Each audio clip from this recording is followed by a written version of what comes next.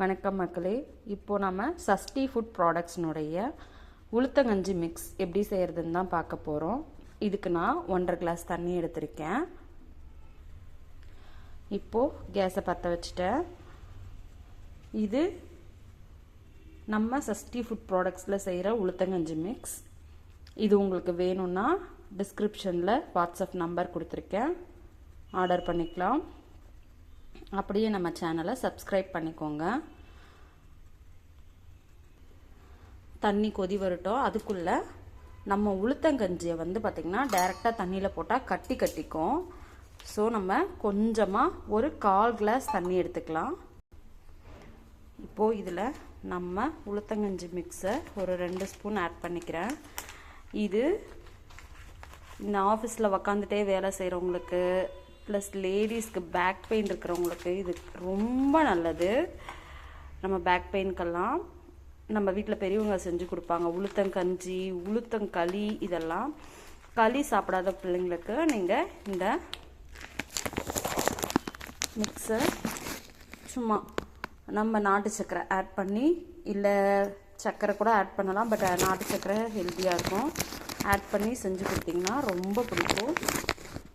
நல்ல வாசனையாகவும் இருக்கும். இதை ஒரு பீட்டர் வச்சு கட்டி இல்லாமல் கலந்துக்கிறேன். ஸ்பூன் வச்சும் கலந்துக்கலாம் உங்கள்கிட்ட பீட்டர் இல்லை அப்படின்னா. இங்கே பாருங்கள், இது இப்போது நல்லா கட்டி இல்லாமல் எடுத்தாச்சு. இப்போது நம்ம அதே சமயம் தண்ணியும் பாயில் ஆகிடுச்சு. இதில் நம்ம உளுத்தங்கஞ்சி மிக்ஸை ஆட் பண்ணிக்கலாம். நீங்கள் தண்ணியில் ஆல்ரெடி மிக்ஸ் பண்ணிட்டு கலக்கும்போது உங்களுக்கு கட்டி வராது. அப்படியே ஊற்றிக்கலாம், கையை விட்டு கிண்டணுங்கிறதெல்லாம் இல்லை. பட் ஊற்றுனதுக்கப்புறம் நம்ம கைவிடாமல் கிண்டணும். ஏன்னா இது உளுத்தங்கஞ்சி இல்லையா, சீக்கிரம் அடிப்பிடிக்க முடியும். அதனால் இப்போது இதை நல்லா கிளறி விடுங்க. உங்களுக்கு தெரியும் இது நல்லா அப்படியே கெட்டியாகும்.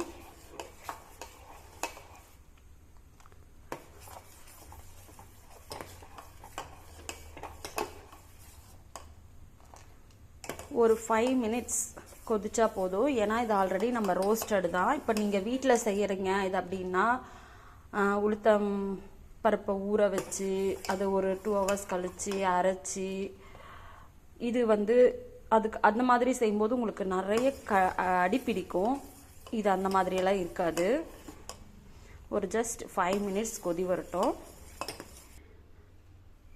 இப்போ பாருங்கள் இது எப்படி நல்லா கொதிக்குதுன்னுட்டு.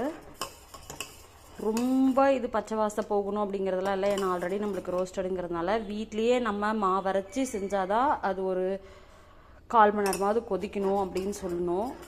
உங்களுக்கு 1/2 ஹவரே ஆகிடும். இது நம்மளுக்கு ஒரு 5 நிமிஷம் கொதிச்சா போதும். இப்போ நம்ம நாட்டு சர்க்கரை ஆட் பண்ணிக்கலாம்.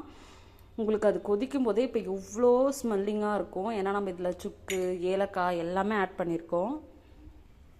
இப்போது இதுக்கு நான் நாட்டு சர்க்கரை ஆட் பண்ணிக்கிறேன்.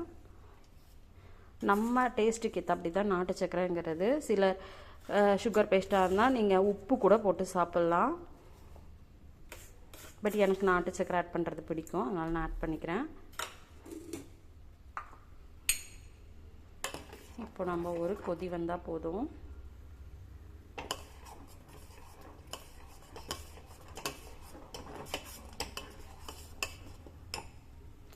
உங்களுக்கு தெரியும் இது கிட்டத்தட்ட ஒரு கஞ்சி பக்குவத்துக்கு வந்துருச்சு. நம்மளுக்கு இது கொதிக்கும் போதே இதனுடைய ஸ்மெல் அவ்வளோ சூப்பராக இருக்கு.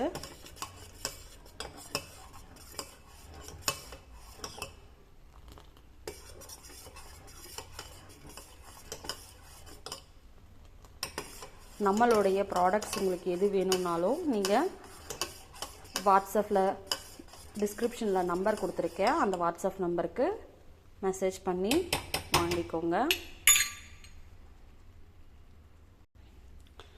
இது ஒரு 3 நிமிஷம் கொதிச்சிடுச்சு. இதில் நான் இப்போது இதில் தேங்காய் ஆட் பண்ணிக்கிறேன். தேங்காய் பூ எனக்கு தேங்காய் ஆட் பண்ணுறது பிடிக்கும். தேங்காய் ஆட் பண்ணாட்டினாலுமே இது நல்லா டேஸ்ட்டாக தான் இருக்கும். பட் எங்கள் பாட்டி எங்களுக்கு செஞ்சு கொடுத்தது, எங்கள் அப்பா அம்மா எங்களுக்கு செஞ்சு கொடுத்ததெல்லாம் இந்த தேங்காய் ஆட் பண்ணி செஞ்சு கொடுத்ததுனால எனக்கு அந்த ஃப்ளேவர் ரொம்ப பிடிக்கும். நீங்கள் இது தேங்காய் ஆட் பண்ணாமலும் கொடுக்கலாம், டேஸ்ட்டில் எந்த டிஃப்ரென்ஸும் இருக்காது. அவ்வளோதான். இப்போது இது ரெடி ஆகிடுச்சு. நம்ம ஆஃப் பண்ணிவிட்டு சர்வ் பண்ணிக்கலாம். தேங்க்யூ.